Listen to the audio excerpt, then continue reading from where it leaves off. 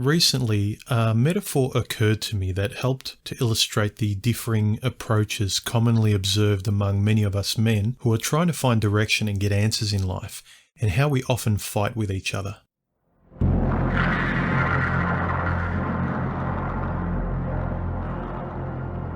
I've talked extensively in the past about the inability of many people that fail to, or rather willfully ignore, the very plain fact that the acronym MGTOW stands for Men Going Their Own Way. It's amazing how often it's repeated and people pretend that the acronym isn't shortening the phrase.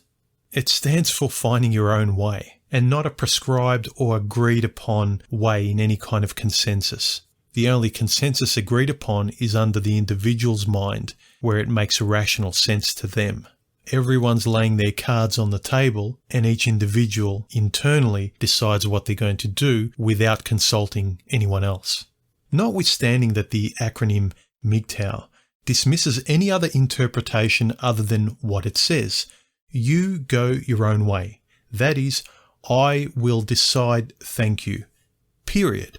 And I find it essential to keep repeating the self-actualized core of what these shared ideas of going your own way represent, to me at least, even if none of you care, because there is a relentless unweaving and co-opting of the liberating and exploratory freedom that's bound up in finding your own direction and going your own way.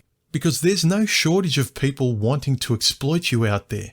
You thought you left them behind with your old job and your ex? No. There's no shortage of even men wanting to exploit you off your self-determined exploration and back onto the safe plantation of lizard-brained safety. I want to defend this self-determined exploratory freedom because I see a man that's just taking his first steps towards finding his own direction in his own way, and so I feel I must defend that. Because I look at myself in the past and would not have anyone else telling me what to do and which way to go. And when I repeat these things, I'm reminding you and me of this continually. It's like mental fitness for me. It's like meditation. It's like checking your compass to see if you're still heading north and haven't veered off course because others are trying to nudge you off your own course. Okay, so back onto the metaphor I realized. And the reason for making this video. In red pill circles, the Matrix is the most common pop culture touch point that many people reference in terms of the concepts of, waking up from the lives of your previous blind and servile routines in life. So let me offer another popular movie touch point, if you will, to illustrate the conflict that I observe within our online male communities after we think we've unplugged from the Matrix, if you will. After we have ingested the red pill and we think we're free and are now trying to find our own direction fairly vulnerably, I might add. And the reference I thought of was Star Wars. Yes, I know, most commonly Star Wars has been referenced a fair few times as well, not as much as Matrix, by many guys online and in these forums and videos that basically describe the negative and bad of the dark side and the good and positive of the good side. That is still being plugged in is the dark side of the Force, and waking up is the good side of the Force. That's how commonly, as far as I can see, it's been termed in videos. But I recently saw the metaphor in another perspective, because a common ugly side of men who pretend to be your so-called brother, that I just see as chest-beating alphas, is to commonly throw men under the bus.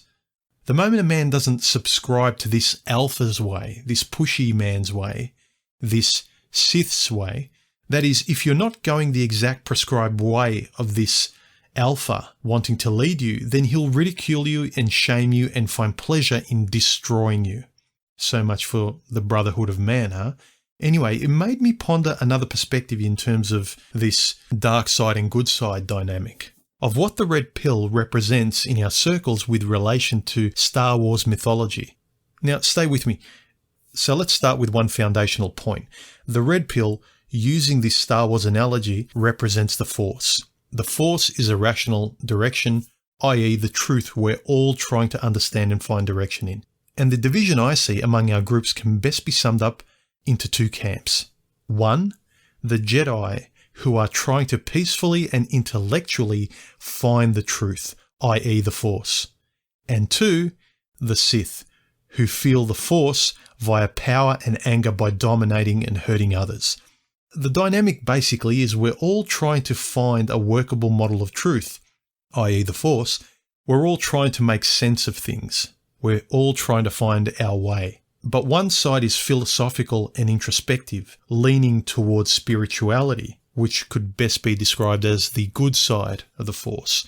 And the other is primitive, brutish, and leaning towards violence. And the language of these kind of guys on the comments section is a dead giveaway. A dead giveaway. These Sith within men's communities will argue, swear, and fight with men and women in the comments section and try to embarrass, shame, dox, destroy, and humiliate people. It made me think of the Star Wars movies where the Jedi eventually, after gaining self-actualization, finally go their own way in the end. You know, Yoda left to live alone on Dagobah and Luke left to live alone on Act 2. While we notice the Sith never go their own way. They typically, cyclically, grasp for power and more power and anger, and in the end aim to kill their masters, as many men on here and in the comment section are prone to do to other men, not just the women that they hate. Now, yes, I'm using Star Wars analogy as an illustrative metaphor to describe the two sides in our male forums, the light and the dark, so I don't want to hear anyone say, human thinks the Sith and the Jedi are real. It's a metaphor of the dark and the light side. You know, this side that I'm for is those that want to let go of hate, anger and frustration and find an honest and sovereign and freeing way to go forward and understand themselves in life, as opposed to the others that get off on power and have let go of nor have learnt a thing other than inflating their egos. You see, the way I see it, the Jedi gets rid of his ego. The Sith inflates theirs. You tell me, who's on a more mature spiritual path here? And who's the spoilt brat?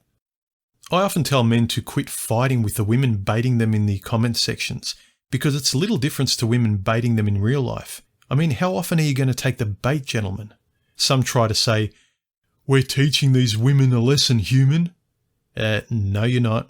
They're teaching you a lesson. And most of you still haven't learnt. You see, you can't stop touching these toxic females, even in the comments section. So how are you going to control yourself in real life and learn to avoid traps and situations that are detrimental to your own happiness out there in the real world? Not to mention these guys in the comments section that want to prod and provoke you. These Sith-like males or females will try to convert young men over to their dark, angry side of the red pill by shaming older individuals like myself or Barbarossa recently so that you will stand in their group, rather than stand alone confidently as I would suggest. To them, the concept is hating your own way in groups. That's what they're about. That's their way. Again, read their comments. There's little rationale or maturity in their words. It's just name-calling, swearing, and threats. I ask you, gentlemen, if you've just freed yourself in your previous life from a spiteful world and are finally grateful to be free and in the company of understanding people who you can learn from, why would you listen to these angry brutes? Isn't all that angry mess what you finally walked away from? The acting, the stress. These people may as well be the school bully of your past pushing you. They may as well be your emotional ex pushing you. They may as well be your old boss pushing you. The bitchiness, the fighting, the pushing, the shame, the games. Didn't you decide to say goodbye to all of that and go your own way and find out what you're made of?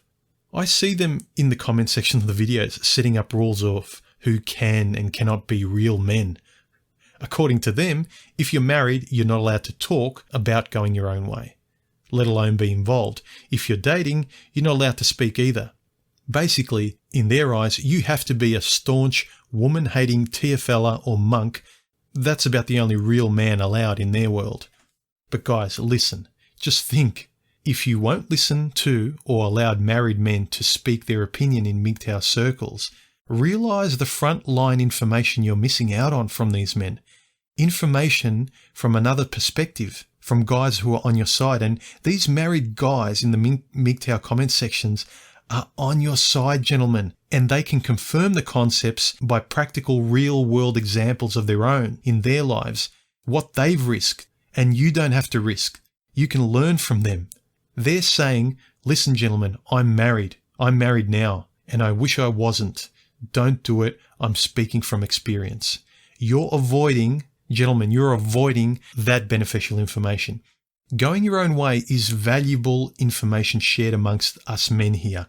Varied men, different men, bachelors, monks, daters, married or post-married men, all kinds. Who cares?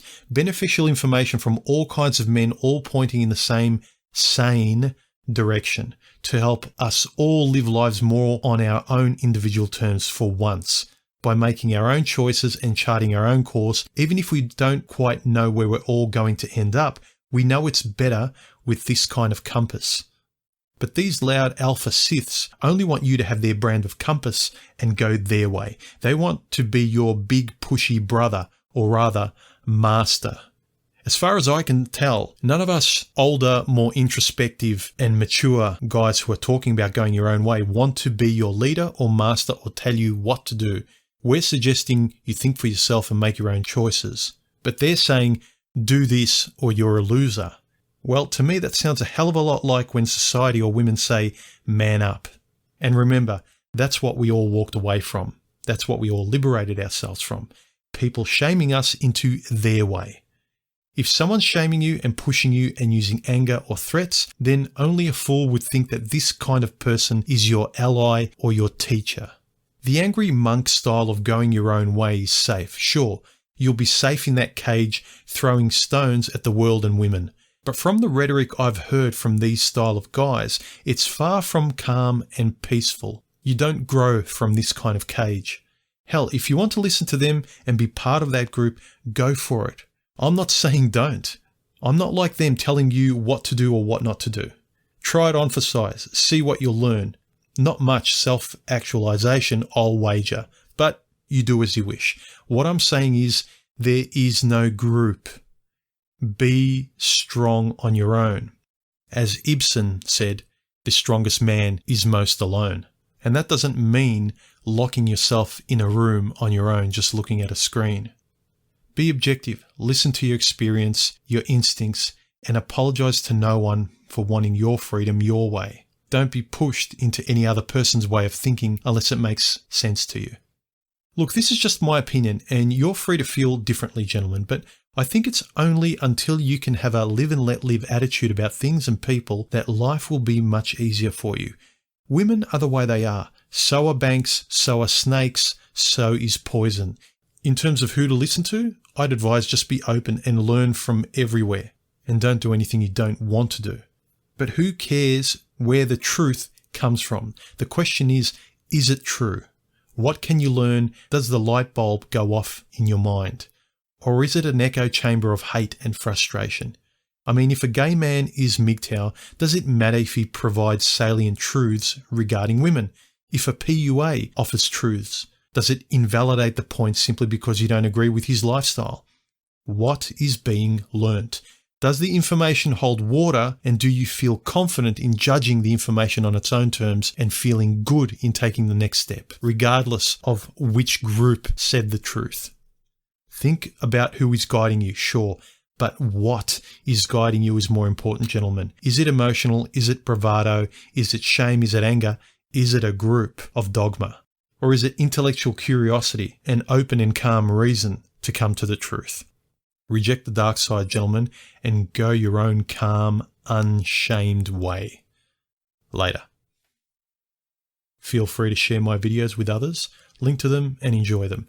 All my videos are free, but I really am grateful for all your donations. It keeps me creating more videos for you. Also, like, comment, subscribe and hit the bell icon under this video if you appreciate it, and keep checking my channel for new stuff in case the notifications aren't working. Thanks, guys.